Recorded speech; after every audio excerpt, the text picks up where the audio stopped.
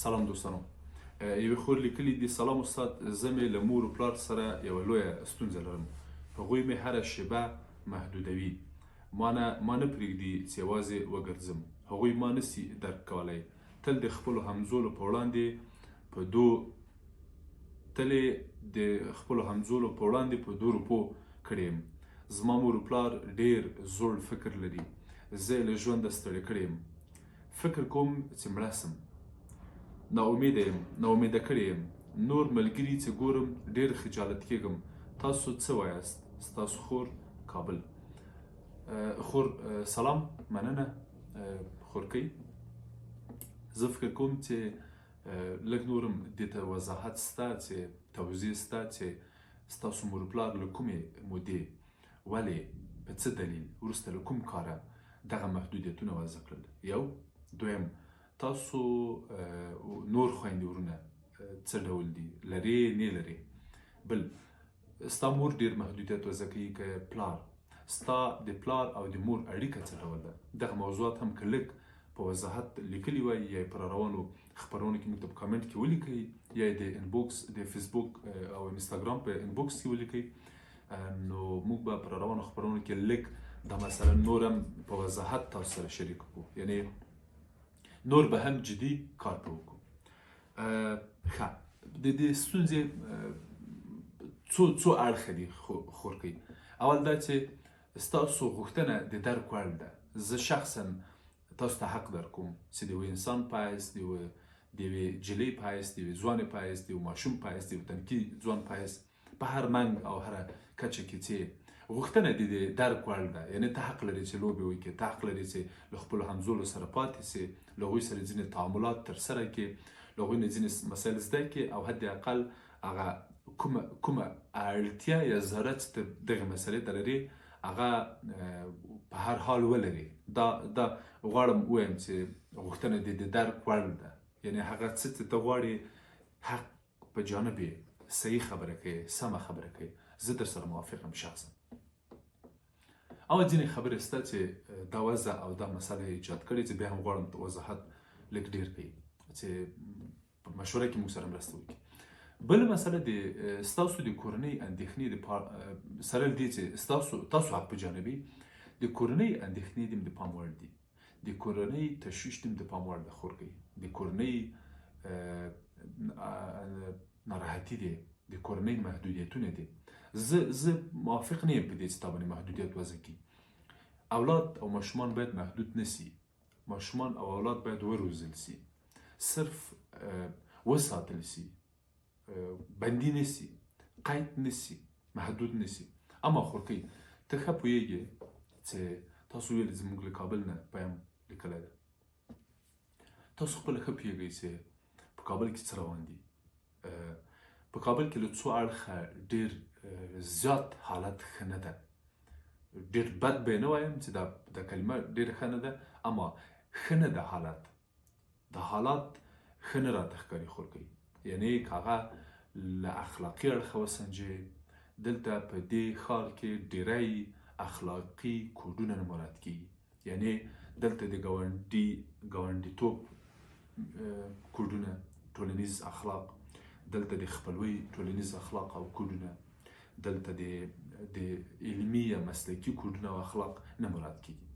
یعنې نن په ګاونډي باور نه کېږي، نن په کاکا ماما باور نه کېږي خورکۍ، او هلته په خوا کې په کورس، په مکتب، په پوهنتون باور نه کېږي. تاسو ګورئ چې په کورسونو کې، په مکتبونو کې او په پوهنتونونو کې حتی په نجونو او زموږ په بچو اولادونو ځینې کیسې ورته پېښې شولې. دغه اندېښنه د درک وړ ده خورکۍ. یعنې ستا مور و پلار د هغې مینې له مخې، د هغې مسؤلیت د احساس له مخې، د هغې ناامنۍ له مخې چې لري تا محدودوي. یعنې تا سره دښمني نه لري، تا سره ضد نه لري، تا سره کومه بله مسله نه لري. یوازې اندېښنو په سر اخیستې دي، کیسې یې دې خواته هغې خواته اورېدلې دي، او دغو کیسو او دغو مسلو اړ ویستلي چې لاړ سي او پناه ویسي ستاسو قیدولو او محدودولو او په اصطلاح په قفس کې اچولو ته. دې مسلې ته هم پام وي. دا یې د فساد اړخ ده خورکۍ. بل اړخ د امنیت ده. تاسو پوهیږئ چې په ښار کې له امنیتي اړخه له څو بودیز او څو اړخیز اړخه حالت ښه نه ده. یو د اختطاف په برید، زه نه پوهېږم تاسو په څه ډول کورنۍ پورې اړه لري. معمولا ستاسو په څېر کورنۍ یا وایم چې هغه کورنۍ چې لږې اقتصادي وضعیت ښه ده یا یو موقف یو دریځ یو منزلت لري په ټولنه کې، نو بیا د هغوی په بچو باندې ډېر هغه راځي په اصطلاح ټارګېټ کېږي او اختطاف کېږي. دا یوه مسله ده. بله د امنیت مسله ده. تاسو پوهېږئ چې په هره خوا کې د کابل سږ کال تېر کال او سږ کال د کابل ډېر بد کلونه وو او په هره کوڅه کې په هر ځای کې مثلا تاسو ولیدل چې په کورس کې، په پوهنتون کې، په جومات کې، په سړک کې، په بس کې، په روغتون کې، په چیرته میدان د فوټبال په میدان کې، د کرکټ په میدان کې، په جومات کې، هر چیرته په جنازه کې، په واده کې، هر چیرته په لاره کې، په سړک کې، هر چیرته چې تاسو ګورئ خلک له هغه لاندې راغلل، له تهدید لاندې، او دلته خلکو ساه یې ورکړې، خپل ځانونه یې لاس ورکړل، د خپلې کورنۍ غړي یې لاس ورکړل، خپل بچي یې لاس ورکړل. ډېر داسې میندې پلرونه ستا په څېر د تا د خورکۍ د تا د مور پلار په څېر شته چې دا اوس لور یې په کورس کې، لور په جومات کې، لور په پوهنتون کې له لاسه ورکړې. په داسې وضعیت کې ته هیلې مې له تا نه دا ده چې د خپل مور پلار حالت درک کړې، یعنې ستا د کورنۍ اندېښنې د درک وړ دي. هغه یې اخلاقي حالت څه، دغه یې د امنیت اړخ څه، او هغې خواته اقتصادي مسایل، نشې او نورې ټولنیزې ستونزې چې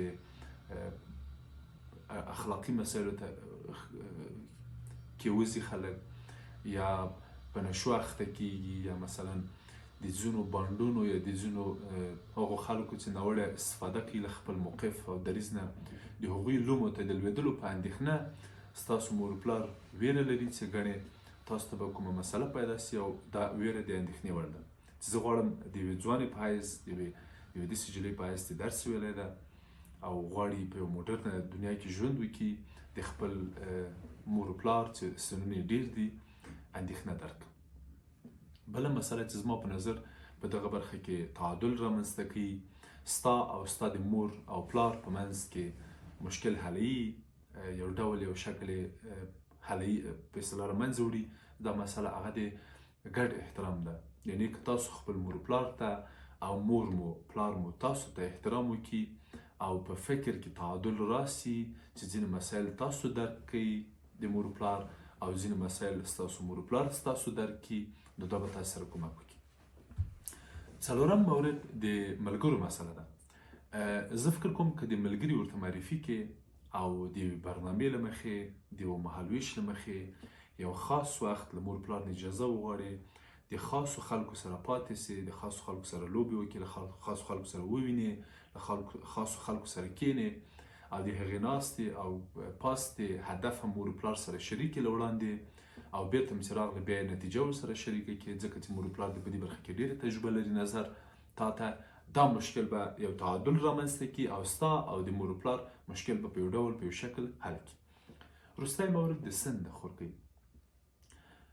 سن دې چې ډېر سي، سن دې چې لوی سي، تجربې دې چې ډېرې سي، ځینې ناخواله چې خپله تجربه کې پخپله به په دې پوه سې چې ځینې مسلې دې د مور پلار ښې وي، سمې وي. دا اوس دستي زه ډېرې داسې خویندې او ورونه لرم، راځي ما ته مرکز ته، دفتر ته درملنې ته راځي او ځینې ستونزې ورته پیدا سوي دي، او لویه هغه یې دا ده، شکایت یې دا ده چې ما ته مې ولې مور پلار پام نه کوه، زه خو وړه وم استاد، زه خو وړکی وم، ما ته مې مور پلار ولې پام نه کوه، دوی ډېر بې مسؤلیته وو. ښه، نو دا سبا ته دا خبره وکړي، سبا ته ما ته په دفتر کې راسې مخې ته مې کښېنې ووایي چې مور مې بې مسؤلیته وه، نو ښه خبره ده چې مور دې همدا اوس مسؤلیت ادا کړي که نه. ته به کوچنی یې، ته به وړه یې، ته به بې تجربې یې، او دا هم درته وایم چې ورور تشویش مه کوه، اندېښنه مه کوه. ښه، یعنې لږ لږ چې رالویه سي، راغټه سي، خپله به ځینې خپلواکۍ واخلې، ځینې مسایل به پخپله درته حل سي، مور پلار به دې خپله ځینې واکونه درکړي. نو په دې خاطر ډېره اندېښنه مه کوه. بیا هم که کومه مسله پاتې په کامنټ کې حتما ولیکه. تاسو هم دوستانو که کومه مسله لرئ، پوښتنه لرئ، کومه موضوع غواړئ لږ توضیح سي، تشریح سي، پر روانو خبرونه کې به په نظر کې ونیسو، مو ته په کامنټ کې ولیکئ. مننه.